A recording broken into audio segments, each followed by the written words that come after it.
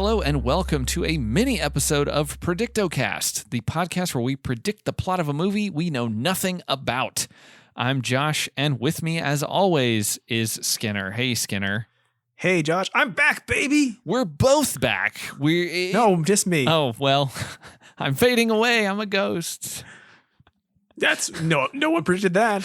Josh died. This is the start of season 5 of Predictocast. It's very exciting to be back. We've been off for quite some time. The first half of 2021, we needed that break away. We had so much stuff going on. The world is still an absolute shithole right now. Things are terrible, but we felt like it was a good time to get back to recording the show that started it all. We hope that you've enjoyed a lot of the bonus episodes we've released over the last few months. The Center of Weirdness podcast. Those things were a lot of fun for us to put out, but we wanted to get back to the original, to the OG, the OP, the original podcast that we started, and get it going again. Now, some things will be a little different, and we'll explain those as we go through this mini episode. But it's still going to be the same show that you hopefully enjoyed previously. We're just going to do things a little bit different to make it more fun for us and to hopefully make it possible for us to bring on some guests. That's something we've always wanted to do with the show, and while we've had some success, the format that we had was maybe a little more difficult for getting people on, and we hope that this slight format change will make things a little bit easier to get more folks on and talk about these weird, obscure, strange movies with us. Yeah, the old format, what's going away is the 10 minutes, which is kind of what was the signature part of our podcast. But it made it very difficult. And really the meat of the show is talking about the movie. A movie we didn't know about in advance. We're still gonna make some predictions because it's in the name and we're contractually obligated to as prediction masters, as Josh loves to call us. But it is difficult to get people on the show to do 2 parts or tell them, hey, we're jumping in partway through the movie. So you don't have to talk about the first 10 minutes or so. Lots of people were very nice, came on both parts. Dan McCoy, a couple others wanted to do it. It's been great. But we want to make it easier on them. And just if you just want to download one episode for a movie, once again, back to our old format, just one episode, and it covers that fucking movie that we're talking about. You can say, hey, look in our catalog, see the line saying, hey, this is this week's movie. I can just go watch this movie. This is all, and I get to listen to one podcast and get the whole spiel in one shot. That's what you get now. Absolutely. Like every other podcast in existence. Yeah, I mean, I liked our format. I liked the way we were doing things. It was unique to me, but I feel like this hopefully will be a nice change of pace for us, and will hopefully allow us to bring more of our friends and potentially even some folks that we don't know onto the show, and not feel so bad about asking them to give up so much of their time. I always feel bad. That's my secret. So the way things are going to change is that the mini episodes are now going to be where the predictions happen.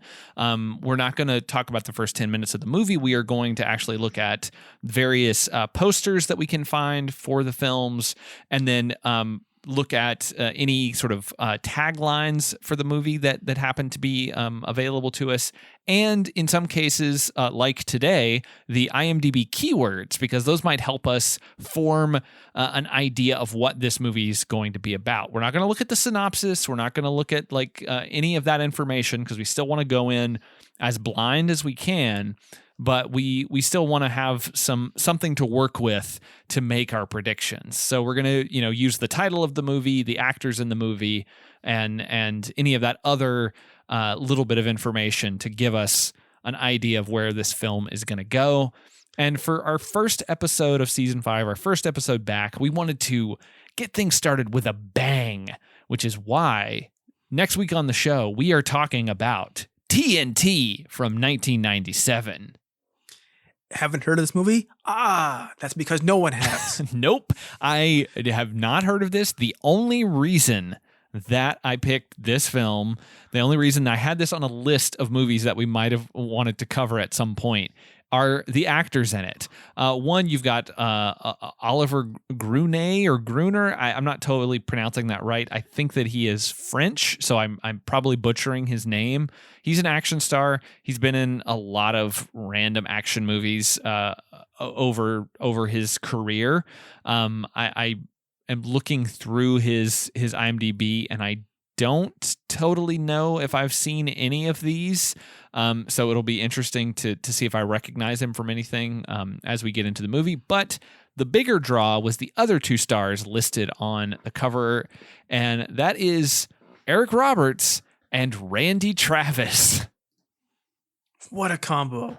What a great mix of characters. Eric Roberts, we have a deep library of Eric Roberts on the show already. He has done a cameo for us. And also because of that, we have written down all kinds of Eric Roberts movies we wanted to do in the future. So we had to come back with one right away so we could knock one off the list. This, we had to go and decide to do the IMDb plot keywords. Because like the idea was, hey, we look at the posters, we look at the taglines, and discuss it. Like we always have in the minis, anyways. We've always done that, but there is not a single movie poster or cover for this movie that's in English. Yeah, basically, you're right. Like everything that we found, it pretty much, they're all either Russian or there's like Cyrillic characters or they're so pixelated that you can't make out anything on them. Yeah, it's fantastic. I mean, the only thing that I can see that ever covered this is the podcast Eric Roberts is the Fucking Man. But they covered every Eric Roberts movie.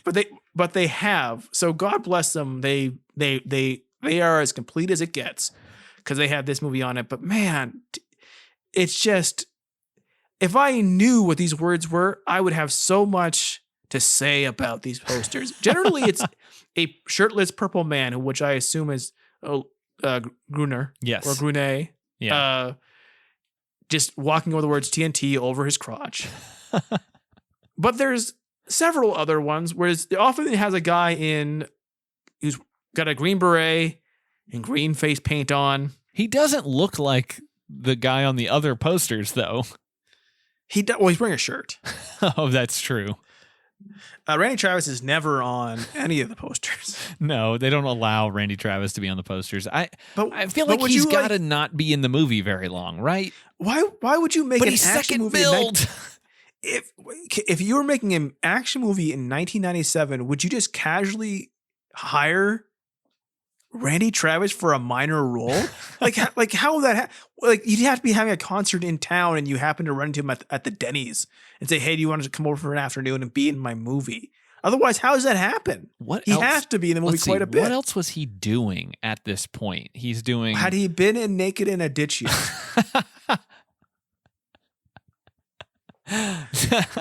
I don't totally know.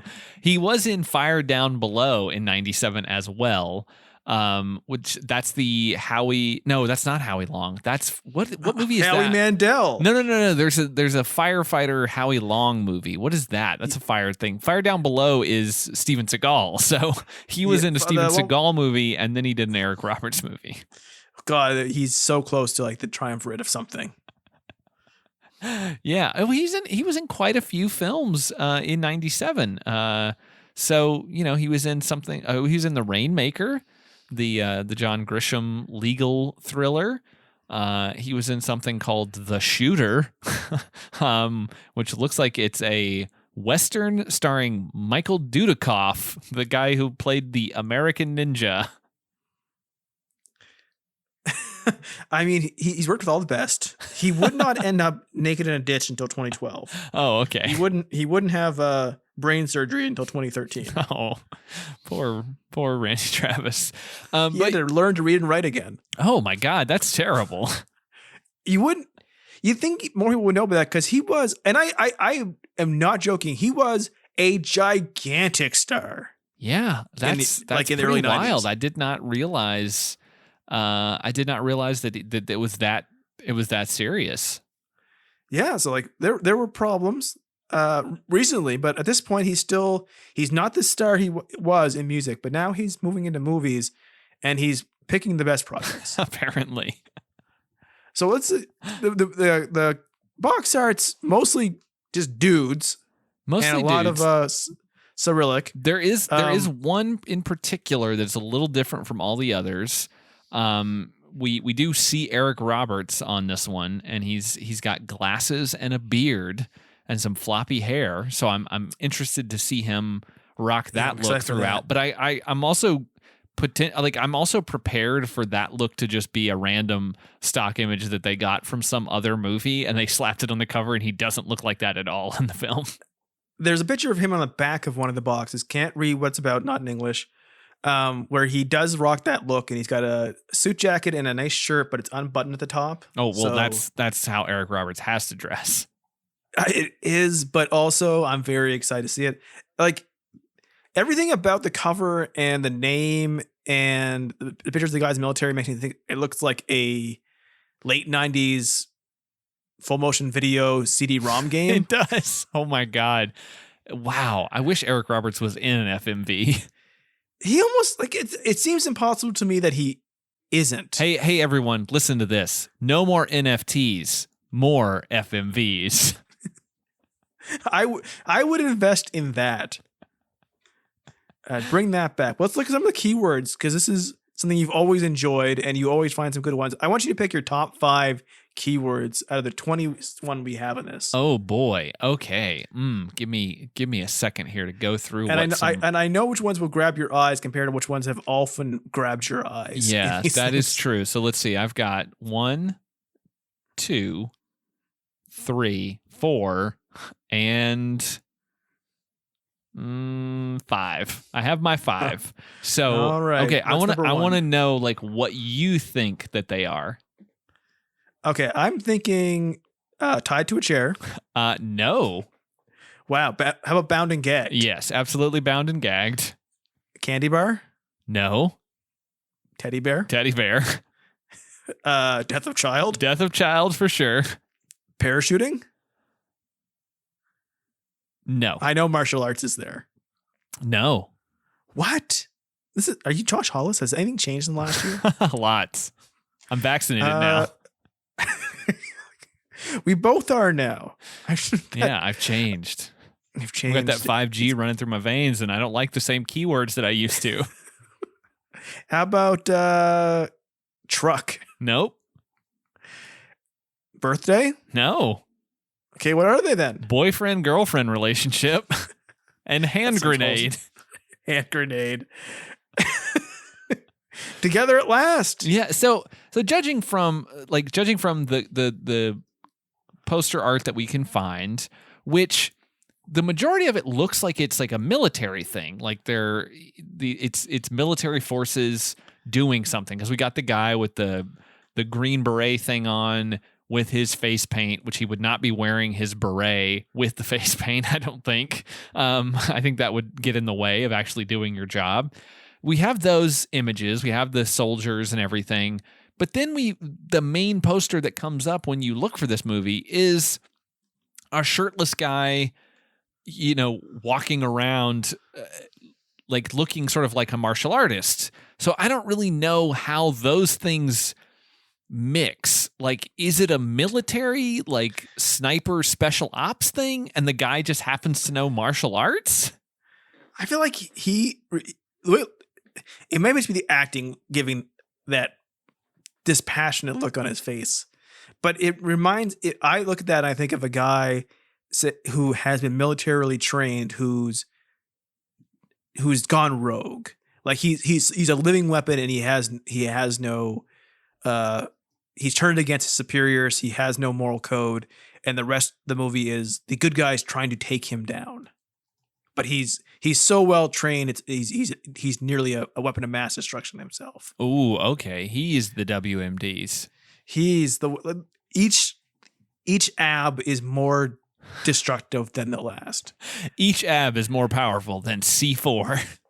I know that like Randy Travis is not on all the posters and Eric Roberts is, but we do often have a problem of Eric Roberts being very highly put in the credits of things, but not being a main character. Do we have a chance of that in this one? Oh, absolutely. I could see so here's a prediction. So if it is some sort of military special ops thing, Eric Roberts' character is probably the trainer. He's probably the guy who trained our main character to be this ruthless, emotionless killing machine.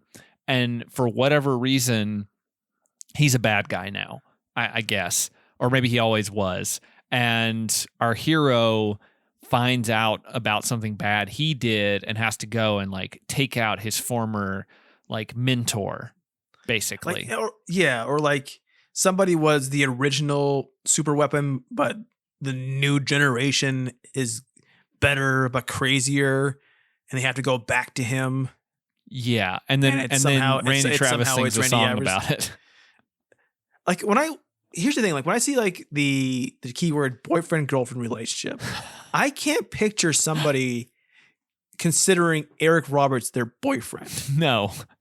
Like their paramour. No. Their side dish. No. Someone they feel guilty about going out with. I think that anyone who is in any kind of relationship with Eric Roberts it's that guy I fuck. Right. Like, especially between the day he was born and now. I just can't picture someone just be like, as far as the characters he plays in movies, someone going like, oh, he's my boyfriend. Because that involves like doing normal things with him. Yeah. I mean, I think that we're supposed to probably apply that to our main character. So I imagine that he has relationship. His, as we can also see, there's kidnapping as a keyword. So I'm imagining his girlfriend is kidnapped and tied to a chair and bound and gagged. Boy, people love that. There have been any movie that has even remotely someone kidnapped, someone just rushes to IMDb to put in tied to a chair and bound and gagged on their keywords. Also, death of a child. So do we think that maybe his kid is killed?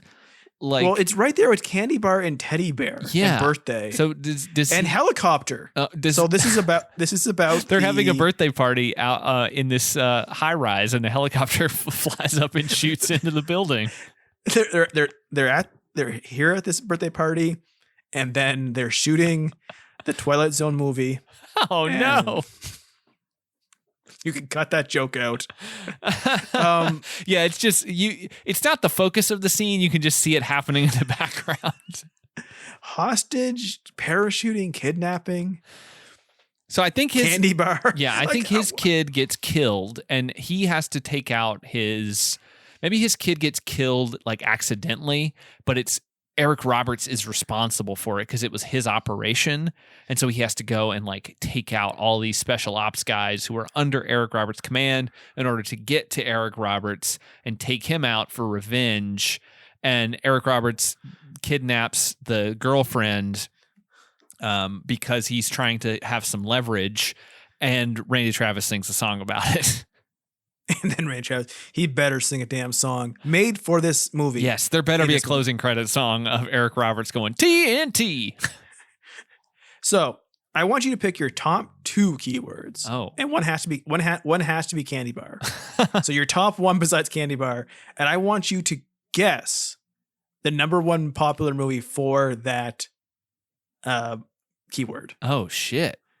So first off, what do you think that the number 1 most popular movie for the keyword Candy Bar is? Oh boy. Predator 2. Unfortunately, it is The Goonies. Oh, okay. Number 2 is Hereditary. Okay. So what is your I picked one. What's your one? Oh boy. Let's see. Because we're gonna do this every episode from now on. Yeah. Teddy Bear. Teddy Bear.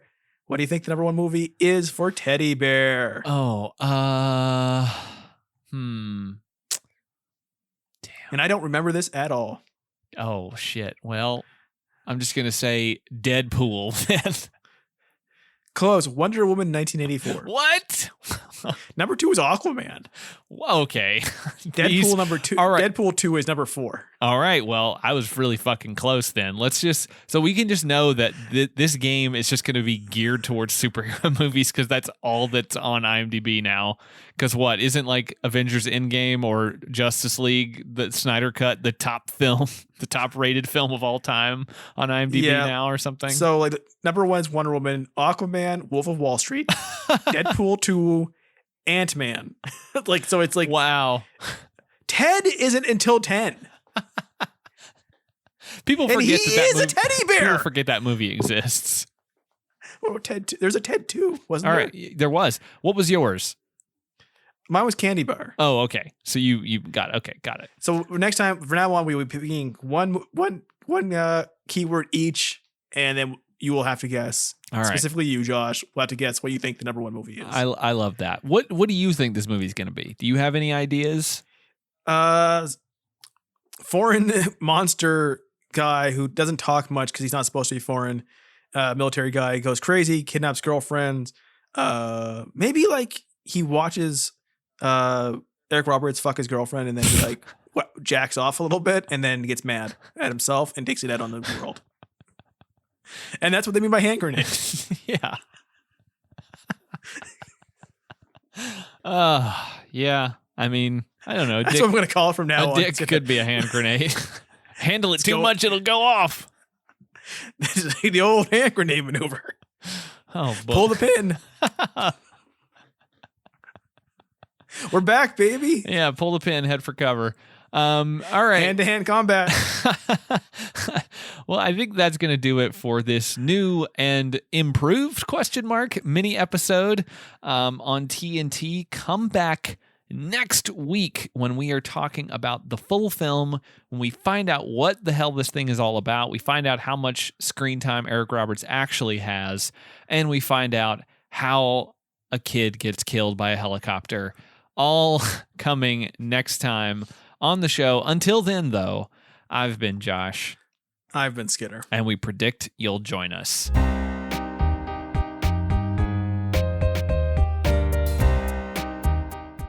If you like the show, subscribe, rate, and review us over at Apple Podcasts. We're on Twitter and Instagram at predictocast, and you can find our entire back catalog at predictocast.com. Our theme music is by Kyle Sledge. Find more of his work at soundcloud.com/geistmusic. As always, thanks for listening.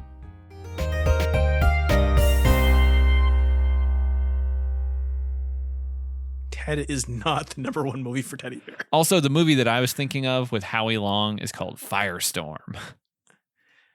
He throws an axe at the screen in the movie. He does. poster. That's the only thing I remember about that film. And then he married Terry Hatcher for those Radio Shack commercials.